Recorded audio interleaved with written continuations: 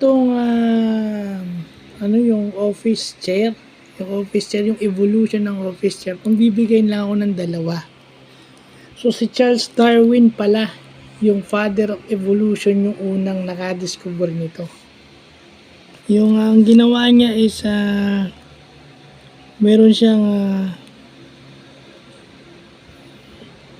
wooden armchair with wheels para makakagalaw siya dun sa kanyang laboratorio at hindi maapektuhan yung mga specimen. So that was 1840. Tagal-tagal na rin. Then noong 1849, siguro ito yun titignan ko pa yung picture mamaya. Ano ko na lang sasama ko na lang sa vlog na to. No? Yung centripetal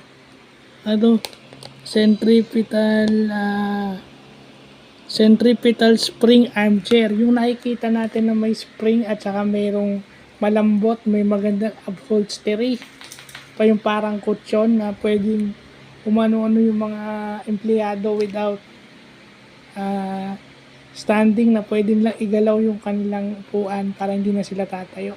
Para kung may aabutin sila kasi gumagalaw naman yung kanilang upuan. Well, naalala ko to kasi nung ako'y nag-i-encode sa barangay, parang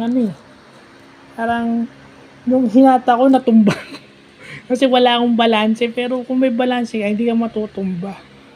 Nataon kasi PWD ako. So, yun yung bago, no?